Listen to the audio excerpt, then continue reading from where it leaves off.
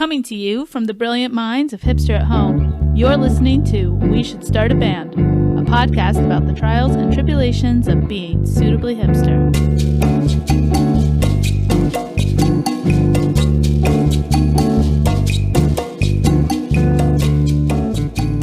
Hi, and welcome back to We Should Start a Band. I'm Cold Brew Kombucha, and I'm joined by Heritage Avocado Toast and Retro Denim Jacket.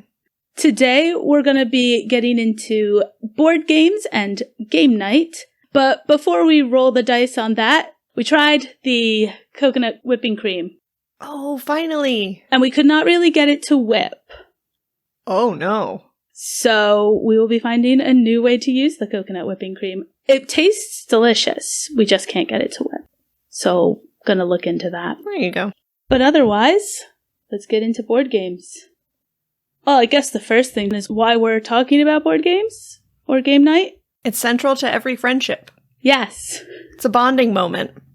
For me, game night is interesting because you learn a lot more about your friends. Yes. So there's that one person who has a competitive streak that you never knew about. There's that person who's really up on their trivia and you had no idea.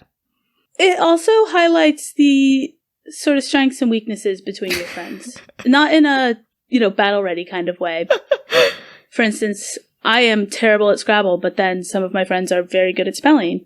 Some think on their feet a lot faster, whereas others are more strategy-based. So it really does make you learn a lot more than just a standard pub night. It widens your hanging out repertoire. Yes. Yes. Board games have become trendy again. Mm-hmm. I think a lot of the games we play are not your standard run-of-the-mill. I don't think any of us own Monopoly. No. Well, I do. It's Monopoly. Because, what? Of course. Is it animals? Yeah. Yeah. You can buy a no-cappy. Like those weird ones with like the deer neck and the giraffe legs. Yeah. It's one of them. Where did you get this from? I don't know. I got it. My parentals found it when I was about 16 and were like, she needs that. She needs that version. Oh. See, I've just never been a big Monopoly person. I like the kids version because it goes a lot quicker. It is dumbed down a bit, obviously, but it keeps it from being one of those games that you have to play for 4 hours straight. That's the thing. It lasts forever. Nobody actually likes each other at the end of it. I don't think it meets all of the requirements for being a board game that I would play on a game night. No. And no one's bold enough to say, this is over. Yeah. You can always tell that most people have checked out pretty early on in the game. Yeah. I think there is a short game version in the directions where it says once everything's bought, shuffle it around and then count your money at the end. But no one plays like that. Well, and the other thing is, if you suggest it, then people get upset because that's not how we play it. We play house rules. Yeah. You can't bring your house rules to someone else's house. It's not mobile home rules. Well, speaking of mobile homes... What's the point of shuffling it up and selling at the end? That's the shorter version? I don't understand that. Yeah, what is that? And then we'll get back to, I know where you're heading with your... Yeah. It's supposed to be a 45-minute play, and so it's kind of a cutoff point, and so once everything's bought on the board, you go through, swap everything, and then count your money at the end. Oh, okay. I see what you're saying. Not swapping houses like you would do in another game you were starting to get to. So excited. I think one of the things about a hipster game night is that you try to find games that aren't as mainstream. So one particular game that we want to recommend to you, listeners, is Redneck Life. It's like the traditional game of life thrown on its head and with a very heavily redneck theme? Yeah. It's not particularly flattering to that lifestyle. No. Really, what's a game if someone isn't a little offended during part of it? It heavily plays on the stereotypes of, sort of the American hick. Yeah. I guess. Well, the whole point of the game is to be the player with the most teeth at the end. I think that summarizes it pretty well. Yeah. Yep. I think if you're a Monopoly player and you go into playing Redneck Life, you'll be very frustrated because you never actually have money. You are constantly in debt. Mm-hmm. And you have to pay for things and accrue more debt. I think one of the great things about Redneck Life, besides the hilarity of it, the losing teeth and all the youngins. Redheaded stepchildren named Daryl. Yeah, the references, too, in it. I mean, that's a reference to a TV show. The names of the vehicles and the names of the houses heavily lean into the theme. It's not a short game, but it moves along, and it's a really good game for a group. Mm-hmm. Unless you roll really slowly. Yeah, and it feels like it moves. I don't hit halfway through Redneck Life when you decide to sleep with the lawyer or not when you get divorced and say, I'm bored. No. I feel engaged the entire time and then look at my watch and I'm like, oh my gosh, well, there's 3 hours that were well spent.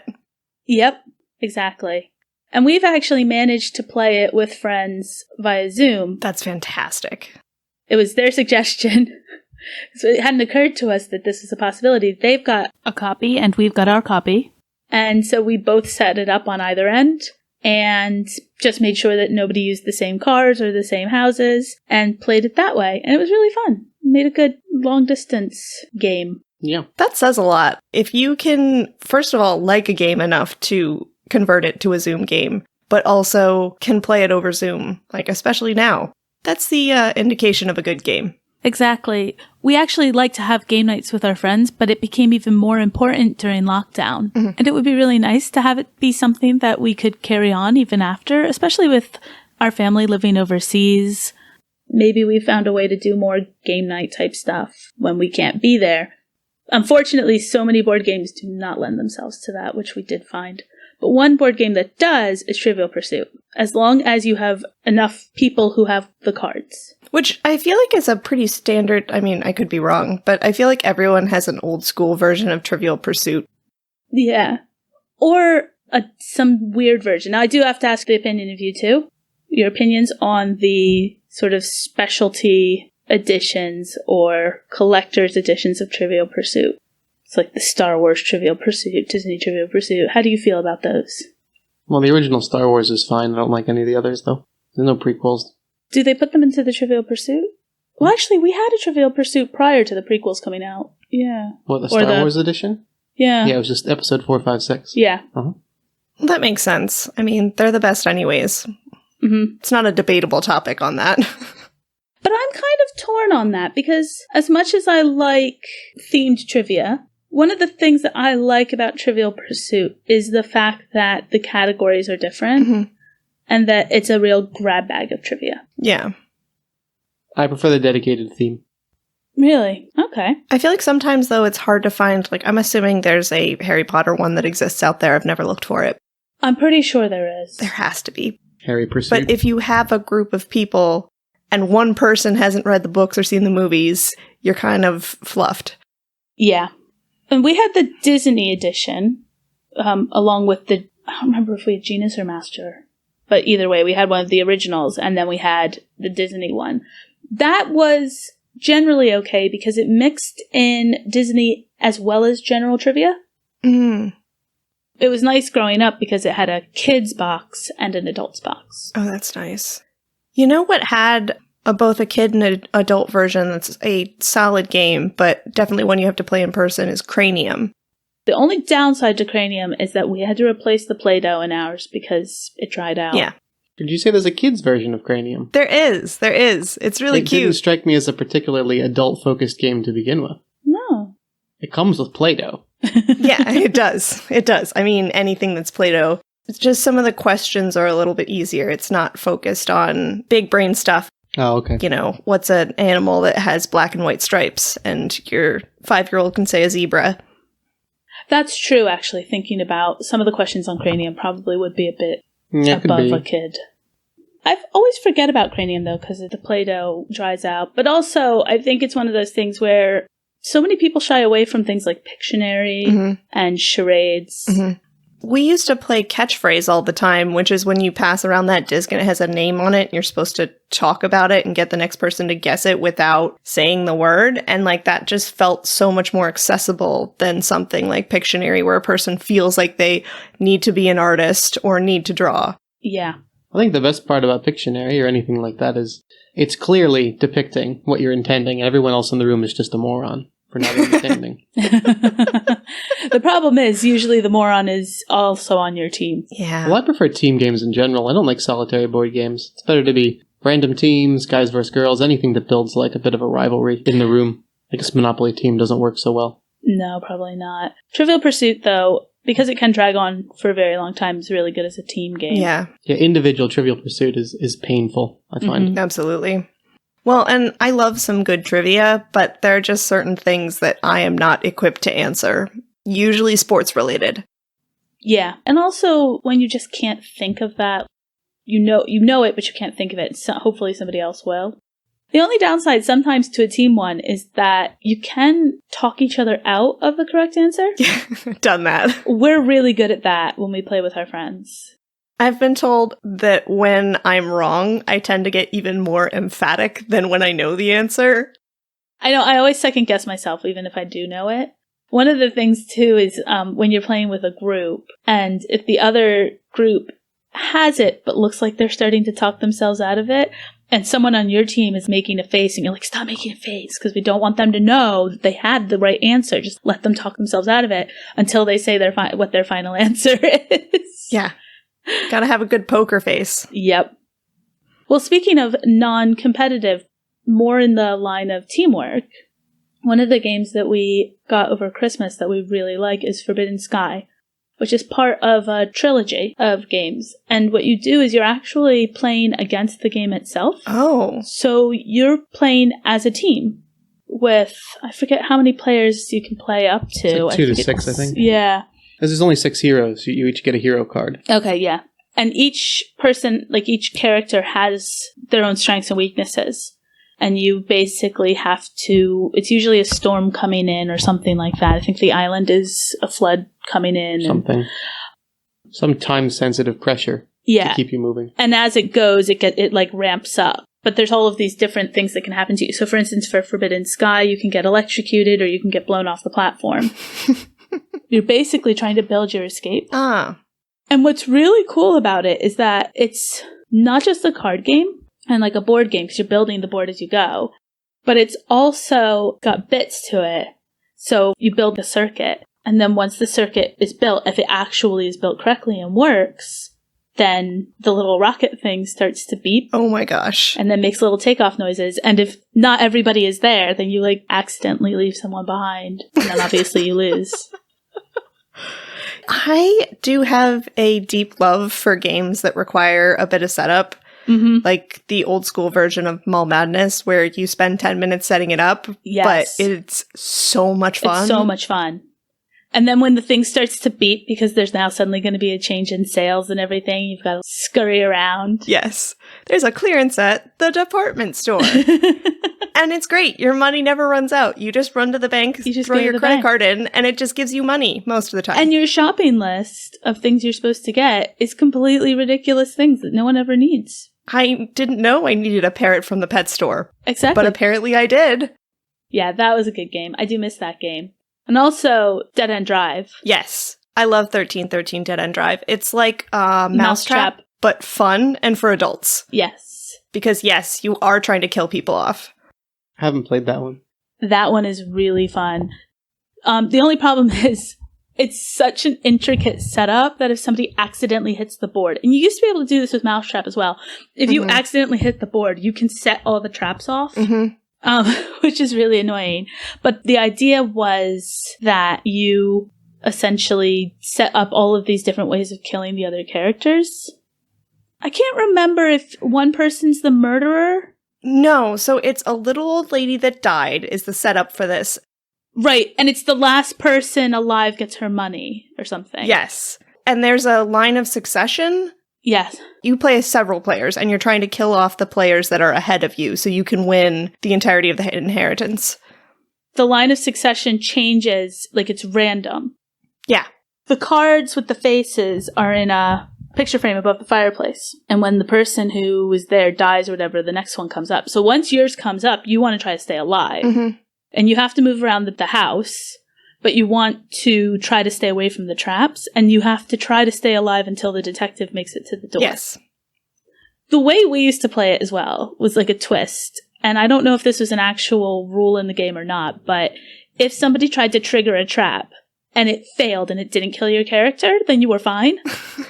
So if you were like on top of the bookshelf and they tried to trigger the bookshelf trap and for some reason it didn't go off, then it's like, okay, well, you're cleared. That's amazing. I like that rule a lot. Or if the chandelier dropped and your character didn't fall over. Yeah. What you mean physically? Like it just didn't knock your character Yeah. over? Oh, that's a bit dirty. I don't think I like this house rule. It just requires you to be very careful setting up at the beginning. But also if somebody accidentally bumped the board and the chandelier fell, then that might count as you dying. Yep. But then it was, well, you hit the board on purpose. Yes. I think my favorite way to die will either be down the stairs, where you flick it and your character just falls down. Falls down the stairs. Or spinning the fireplace. The fireplace was a fun one. Where you just burn them alive. Yes. I actually always loved the chandelier. Yeah. I don't know why, but dropping the chandelier was always the most fun for me. Yep. It's like a better version of that basket in Mousetrap that starts at the top and when you bump it, it falls all the way down. Yep. But more death. Yeah, I was never a big Mousetrap fan, I have to admit. I don't know anyone that actually enjoys that game. Like, I feel like everyone bought it when you were kids because it was fun to set up and it kept your kids busy, but, like, no one actually enjoys it. No. Sorry, which was that? Mousetrap? I mean, they had lots of good commercials. Did have good commercials. Maybe that's why everyone bought it. Great branding. Well, speaking of games with long setup, there's Axis and Allies, which is like Risk on steroids. That usually takes, on average, according to Wikipedia, sorry, this is coming from the research department, it takes about 10 to 30 minutes to set the game up, and it's 2 to 10 hours to finish. Oh my god. I remember leaving Axis and Allies, like, mid-play sometimes. Sure. It's way longer than Monopoly. Yeah. Is it more fun that you're more engaged than Monopoly? I think it depends on, I think it depends on your preferences. Yeah. I mean, Axis and Allies and Risk are still the types of games that can end friendships. That's fair. Especially if you were expecting somebody to help you out and they didn't. Mm-hmm. I do remember playing it in high school. It was a commitment. There was a group of us that used to get together and play on the weekends, and that one was one of the ones that if we were going to play it, we all knew we were going to have to commit to a Saturday and a Sunday. Wow. Yeah. And you usually call which country you were going to be beforehand. So it is like Risk, is it actual countries or? Yeah. I think it's America. I think they call it Great Britain and Russia. Russia. Versus Germany and Japan. Yeah. I think.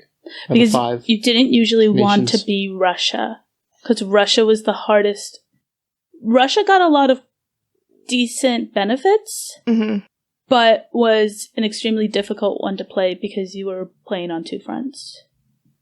So basically like regular Russia in the war. Yep.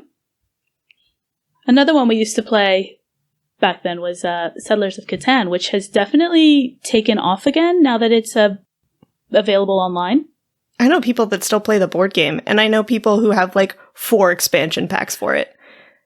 We have the board game, but we don't have the expansion packs. Never ended up getting them, because there's the ocean one, and I always wanted the ocean one. I forget what the others were. I haven't played the online version, though. I have not either. I don't think I've ever actually played the original. Like, it's fun. Maybe once. It's fun, and but I tried to get through it. It's such a nerdy game, and I think it's quite funny that it's become super trendy now. I think this is the thing, that so many games that were nerdy games are now trendy because it's so trendy to be nerdy. And especially with, lockdown and what you can do virtually or online. Yeah.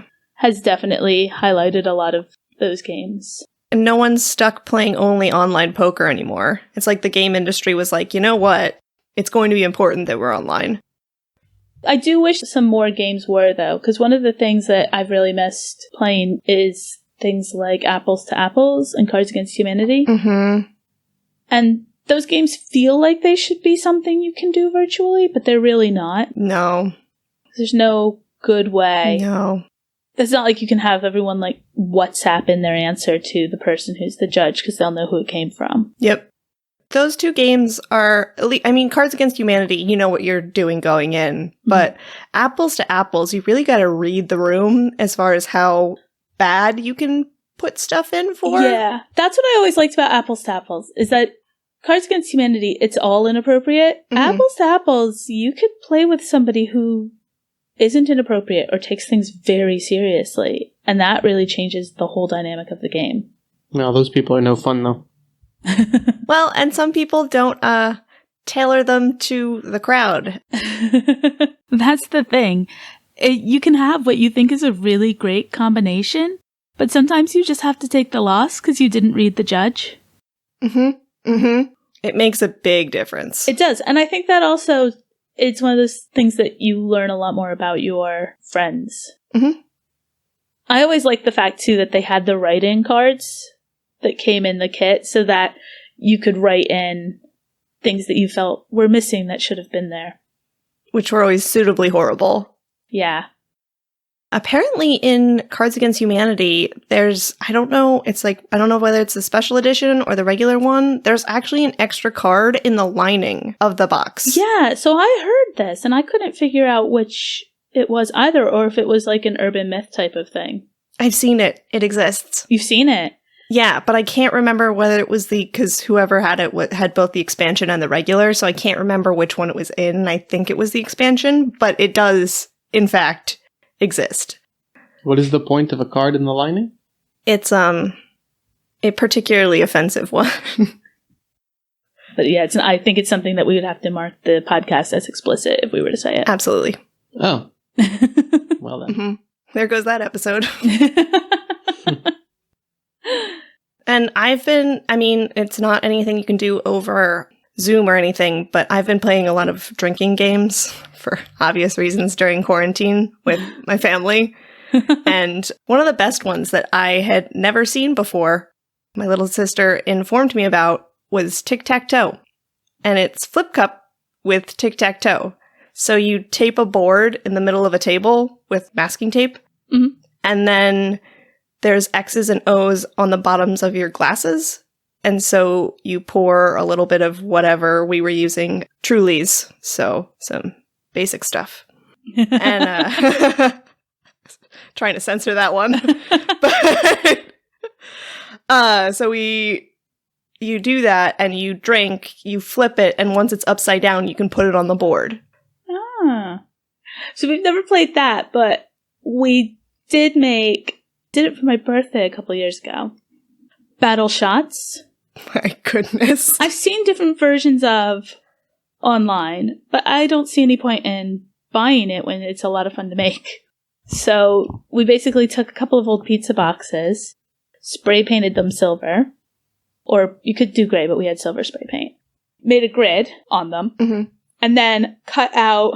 I actually managed to find the outlines of the ships in like a decent resolution so I could blow them up to large. Nice. Cut those out, and then did the little plastic shot glasses, and on the bottoms of them, I put little explosions that said kaboom. So when you did your shot, you then flipped it over. So all of the boats had the shots, and when they did the grid, if it was one of those, then you'd do the shot. But that was fun. Yeah, it was really fun. That sounds like a good way for people to end up on the floor. We did do it as a team event. That sounds safer. Yeah. I feel like shot roulette would end up better as a team event as well. Probably. I mean, we've not used our shot roulette. Or not shot roulette. It's a roulette. Yeah, it is roulette. It's yeah. roulette. Yeah. Mm-hmm. I don't know why I thought it was craps all of a sudden. I was like, no, it's not right either. Yes. You could roll shots like craps, but you'd probably spill a lot. Spill them all over the place. It'd be a very soaked green felt. Yeah. Mm-hmm. You know? And feel free to play them with non-alcoholic beverages. Mm-hmm. Because a lot of times it's more about the interaction or, for instance, racing or something like that. Yeah. You could totally do the tic-tac-toe with something else. Yep. I think someone did them with water because they don't drink, and that's okay. Yeah. Super hydrated by the end of the evening. So if you're going to do a flip cup and you've got somebody in the group who doesn't drink, do it with a seltzer or a soda, because it's more about the speed, and just have the same level of carbonation as you would of a beer or something like that, or a mixed drink. Well, and that's the thing for beer pong that I've never liked is, first of all, like if you're using it the way it's supposed to be used, you're putting a dirty ping pong ball in what you're drinking. Use water in those cups. Yeah, and what if you don't like beer? Do a mixed drink. Also, I've always found it strange because that means that either you've got multiple people drinking out of those cups that a dirty ping pong ball has been bouncing around in, or you have to get fresh cups every time. Mm-hmm. So it's either unsanitary or not eco-friendly. You're not washing recyclable bamboo cups in between rounds.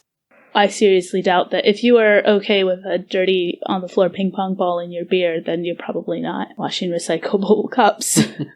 No, probably not. But as far as other games that aren't board games or drinking games, there's some strange ones, not strange, older ones out there that I think are due for a comeback. And one is Categories. Oh. Very good as a virtual game. That makes sense. You can just make sure everyone has a copy of the list, and you're good to go. It's also kind of one of those evergreen games, because there's so many games where you play them a few times and it doesn't have a high replayability, whereas Categories has a very high replayability. There's, I forget, 18 lists or something like that. Yeah, think about that. And so obviously they're always the same, but the categories are very generic. And because the letter changes, yeah, occasionally you might end up, if you play it a lot, getting the same letter category combination. But then the other thing is it's who you're playing with, because you aren't allowed to have the same answer as another person. So your go-to answer for that category might be taken by somebody else that time. So you're looking for the weird answers. Yes. Yeah. But then equally, you could be looking for the weird answer and the really obvious one nobody takes because everyone was looking for the weird answer. That's fair. So it's one of those know your friends type of things. But then it's also just, you know, how quickly can you think on your feet? I definitely struggle with that sometimes. I was going to say, which is not everyone's cup of tea. It's a good, quick game. If you stop and have a chat between rounds, that's fine. It doesn't have a set amount of time to play, so you can play for as many rounds as you want. Mm-hmm. So it's a very good, hanging out, relaxed type of a game. I'm all for games that you can transfer or play in big groups, honestly. Mm-hmm. Because that's the kind of thing where you can play with 3 people or you can play with 8. Yeah, that's the other thing. It's trying to find games that you can play with that many people. Mm-hmm. Is the research department looking up which letters are not on? Yes, Categories doesn't use Q, U, V, X, Y, and Z. But I don't really see why. Just add to the challenge for that round. I think I could see for some of those, there just aren't enough. Z, though, would... I don't know. I think Z is plausible. Z is plausible. Y, maybe. Q's probably the hardest. Yeah, I think Q would be difficult. Or U, maybe. Yeah. X would probably be very difficult. That's true. Yes. But yeah, that is one of those games, same thing with Cards Against Humanity, Apples to Apples. You can get more people playing. Mm-hmm. One of the issues with a board game night is how many people you have. It's like one of those things that you have to either have a set group that's like a small number and that's your group that you play with all the time, or you need to play with a larger group. Like, how do you cut down your friends? Yeah. And even if you play as teams, not everything lends itself to teams, so you have to be ready for that. Mm-hmm. Redneck Life, you aren't actually supposed to play with the pieces that it comes with. You're supposed to play with beer bottle caps. Mm-hmm. So you could really have as many people as you want playing that. Yeah. Well, and if you want to invest in the expansion pack, it gives you that many more cards to play with. Yep. That was one thing we found, though, between the two sets. We didn't realize this because we've only ever played at our house or at theirs. And because theirs was made after ours, some of the cars were different. Oh. So when we were saying, like, I'm buying the such and such car, and they'd go through to take it out, it wouldn't be there, or vice versa. That's crazy. So then you'd have to figure out what the equivalent one was. That's fair. Yeah, Trivial Pursuit is that way. If you have an older game, it's older trivia, and the newer games are more recent stuff. Yeah. The nice thing is that the categories stay the same. Mm-hmm. And even if you get one of the expansion ones, if say you want to play virtually, or you want to have a variety of cards, at least the colors are the same as well, which makes it easier to mix and match. Yeah, I can see that being difficult if versions have different things. Yeah. I have to say some of the newer versions have multiple choice. Oh. And I am less okay with that. That seems kind of like a gimme.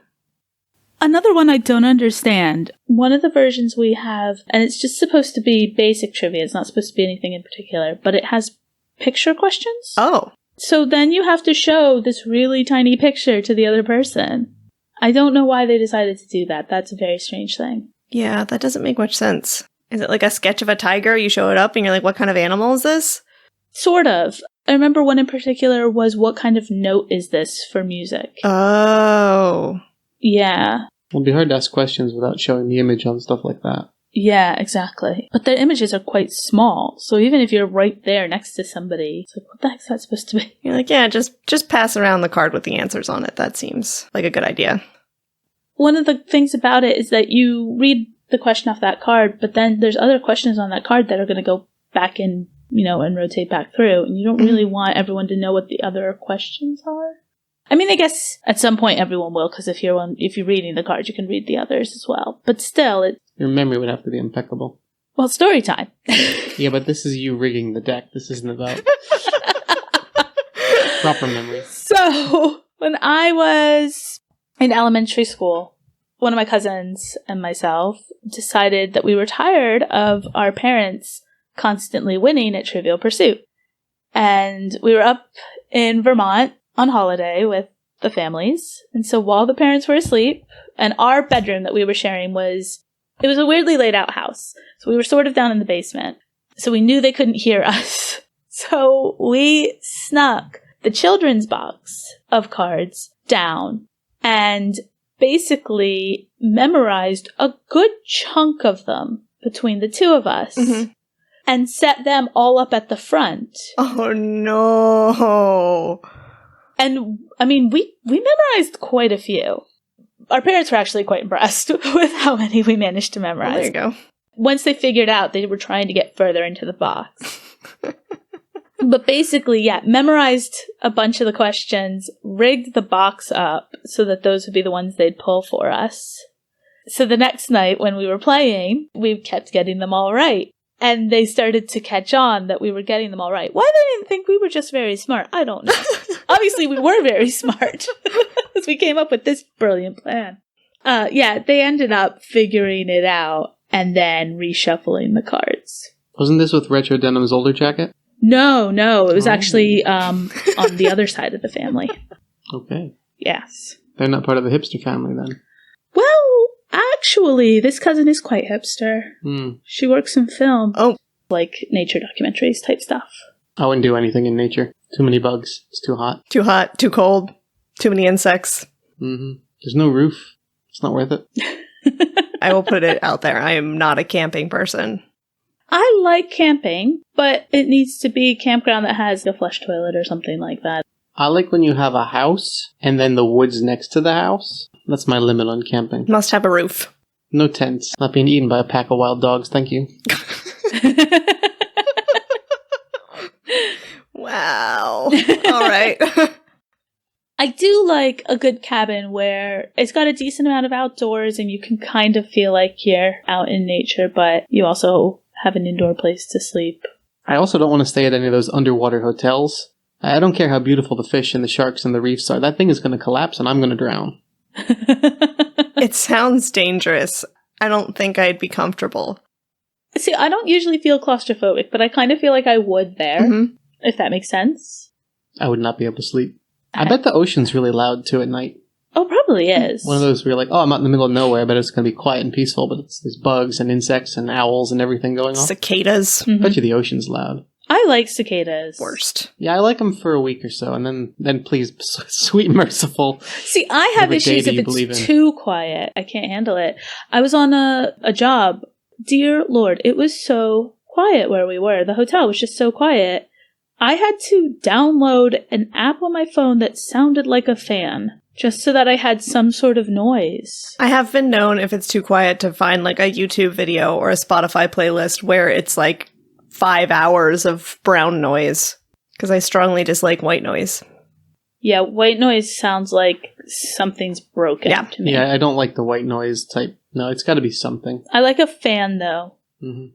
The other thing that I find I have a lot of trouble with is if it's super dark. Now, I hate waking up to the sun, but I need some sort of ambient light at night. If we go out, see Heritage Avocado Toast's parents, they don't have streetlights. Oh. So it is pitch black. Yeah, no, there's no lights. It's whatever your headlights provide or your flashlight. Mm-hmm. Yeah. Which I know for a lot of people is ideal sleeping conditions.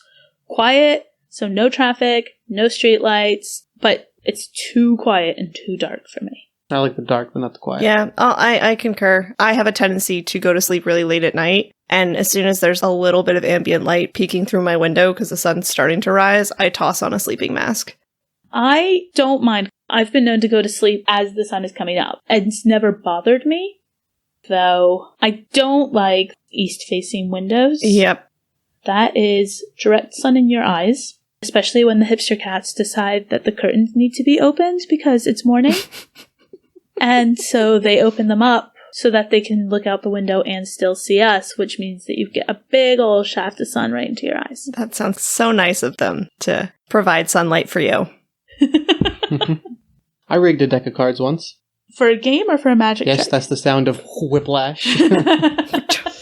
No, it was Old Maid, which I don't even remember how to play the game. But it was just me. I'm only child. So the only person to rig a deck with was myself.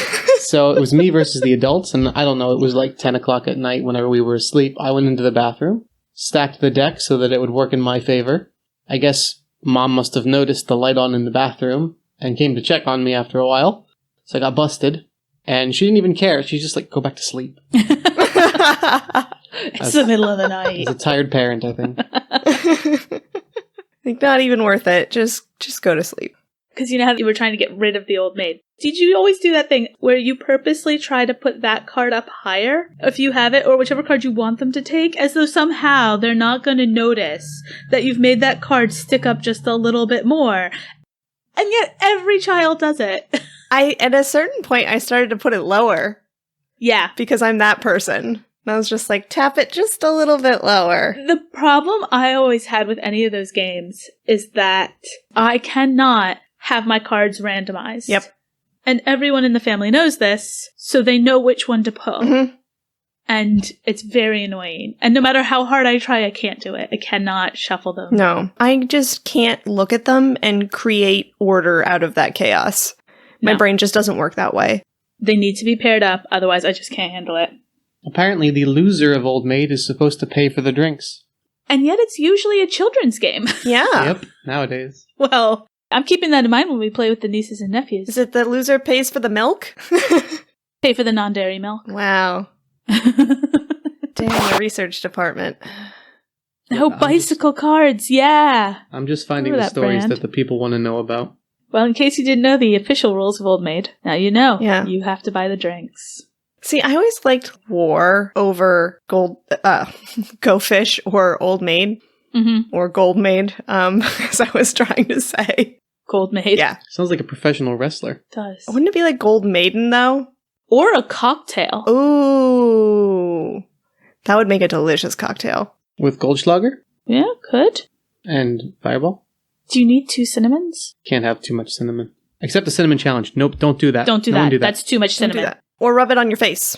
This is off topic, but actually most of what we say is off topic. I kind of feel like we should compare Goldschlager and Fireball and maybe some of the other cinnamon ones, because I bet you that there is probably a difference in them that would make them really disgusting together. Oh, they're totally different. They're like fine wines. Right. Oftentimes when I look at Fireball, I think that's a distinguished... It's just people that aren't in the know. It's just not part of the club. Wow. I like cinnamon, Red Hots and things like that. And I don't mind the cinnamon alcohols. I just don't love them as much as you do. Well, as I said, you're not part of the club. Well, maybe I don't want to be part of that club. Maybe that club's too mainstream. It's exclusive for forest-dwelling creepers like me. I didn't say you were the creeper. Maybe they just show up because you're there. Oh, I thought the insinuation was I bring the creep. In our debut album. I bring the creep. I bring the creep. So back into nerd games, actually. So one of the things that I've noticed is trending a lot, especially during lockdown, has been Dungeons and Dragons. Mm-hmm. And I think that's just a small step from when people get back into being able to meet in person and playing the sort of dungeon crawler type games like Munchkin, Boss Monster, things like that. But it's interesting that it's become such a popular thing. Well, it's so popular they're making another Dungeons and Dragons movie. Yeah. The first one was a spectacular flop. They made a first one? Yeah. It was not good. Oh, it's brilliant. Well, I mean, if you like bad, cheesy movies, then yeah, sure, turn it on a Saturday afternoon. The point is, it's not winning any awards. It's winning awards in your heart. Actually, it might have won like a cinematography something. There are several movies that I watch that just hold a special place in my heart, but are quite terrible. Yep, and this one, it does. So I'm hesitant on whether or not I want to see the new one. I will, probably. Although I'm getting really tired of remakes. Mm-hmm. I know there's no such thing as a new idea, but can we at least pretend that it's a new idea rather than just straight out being like, oh, we're doing this again? Yeah, and upfront, I've never played Dungeons & Dragons, but I feel like if they were remaking the movie, they wouldn't have to stick with the same plot because there are multiple campaigns you can go on. Well, that's the thing. I don't know if it'll be the same plot, even. I'm not sure how much of a remake it's going to be or if they will come up with a new plot. Speaking of remakes that never needed to happen, I love the original Lara Croft movies. Angelina Jolie is fabulous as Lara Croft. They did not need to make that again. Video game movies and comic book movies sell. Mm-hmm. So they're just going to keep making them. I feel like there's so many other comics and video games that they could make out there. Yeah. We'll have to backtrack a little bit.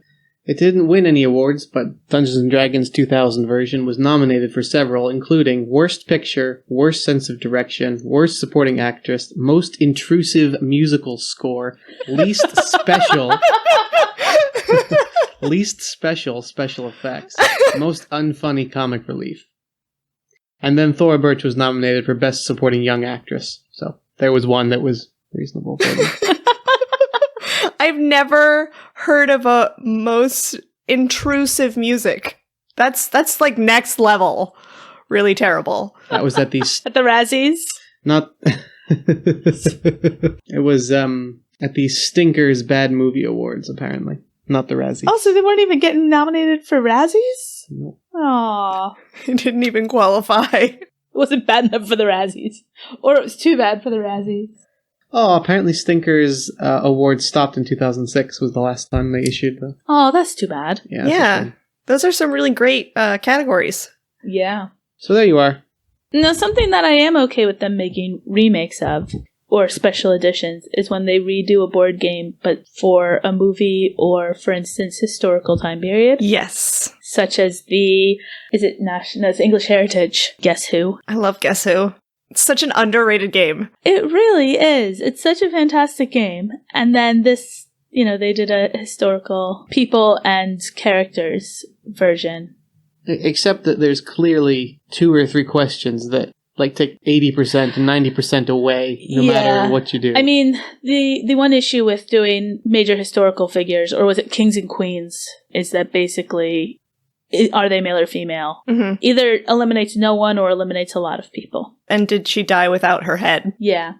But I do have to say, I like those types of things. I like the fun, quirky, alternate versions of the main games. The Bridgerton version?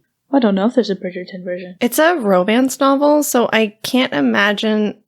I don't know why I just assumed people had to die for Guess Who, but no, never mind. It would totally make sense. No, you aren't actually killing people. You're just flipping their cards down. Guess Who died? It's like a really violent version of the game. Every time Retro Denim Jacket played Guess Who as a child, she assumed that they were being killed.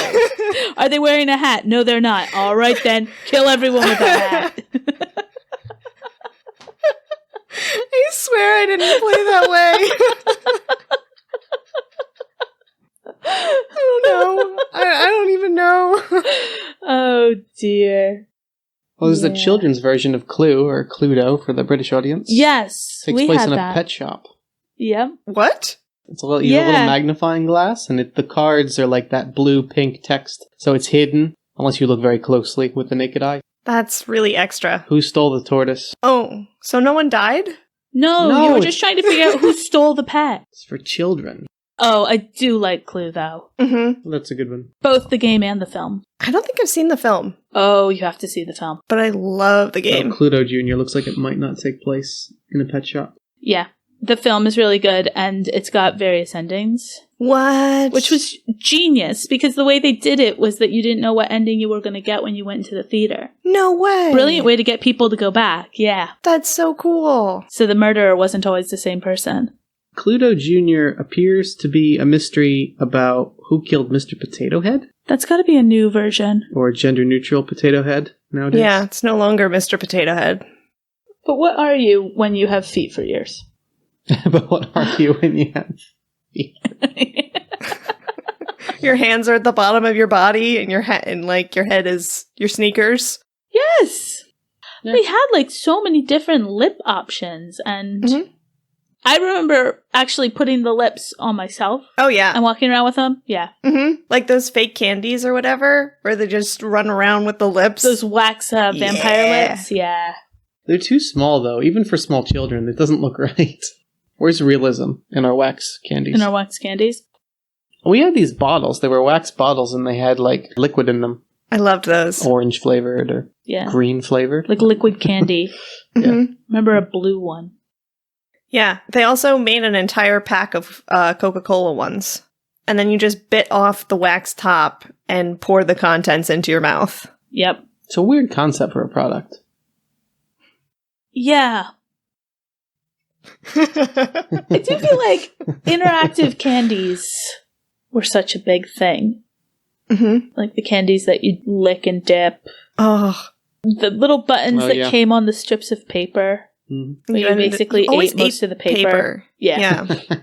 But I did love the lick and dip. Like, to this day, still very much enjoy those. If I can find one, I'll grab it. I never liked the powder. I'd rather just eat the stick. The stick was tasty. I didn't like the stick. I liked the powder. Which is why I was always more partial to pixie sticks, because that was essentially just the powder. Yeah, but the problem with pixie sticks is the possibility of licking the end and then not being able to get any of the dust. Yep. Yeah, that's the thing. You had to, like, really open your mouth and just kind of dump that in and try not to choke.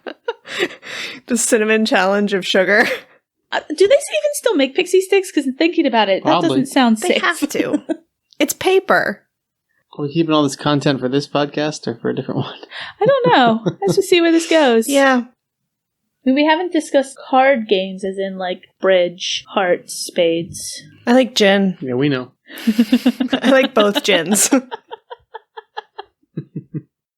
I've noticed something that is coming back is bridge.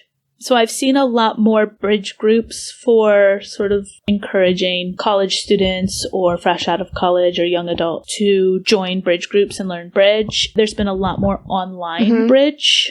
You can, like, learn to play bridge online during lockdown. So I think that's something that's... And I think it's interesting because our parents used to talk about our grandparents having bridge club. Mm-hmm. And so when we were younger, it was always like what the old people played. Mm-hmm. And I think it is one of those things that comes back around, you know, what was considered old fashioned suddenly then becomes retro and then becomes cool again. Mm-hmm. And I think bridge has done that cycle and is now coming back into popularity. Yeah, because I never, like, I knew grandparents that had bridge clubs and I never ever learned to play it. Nope. I know my mom knows how to play, but we never did play it. We played hearts a lot. Mm-hmm. Hearts is good, but there's always that one person at the table that doesn't realize when someone's trying to shoot the moon, and then you can't stop it because they're not paying attention. Yeah. That's frustrating. Yeah. Yep. I think spades doesn't get enough love. My dad is very, very good at card games, and hearts is one of those things that he constantly just shoots the moon. I remember him sitting us down and teaching us how to count cards. Oh, yeah. Mm-hmm. It's not super complicated. You have to have the focus. Well, you shouldn't be playing if you're not focused. You're not focused. Nope. Hearts and spades are happening. I don't care what the conversation is going on. It's go time. I do like spades. That's a pretty decent one to be able to play online as well. Yeah, I used to play that on Yahoo Games before it folded. No pun intended. I feel like they used to have it as a computer game as well, even if you weren't online. Hearts was. I had a computer game for spades, and the characters were like a dog, a monkey, a butler, and like a Indiana Jones looking guy. But maybe computer games are best left for another podcast. Okay. So I think we've come to the end of this board, and much like Redneck Life, I think it's probably day of reckoning for this podcast episode. I'm bored of this exit. So thanks again for joining us. Remember to rate us if you liked us. Give us a follow and head on over to hipsterathome.co.uk to check out our blog and keep track of what's going on. Bye. Bye. Bye now.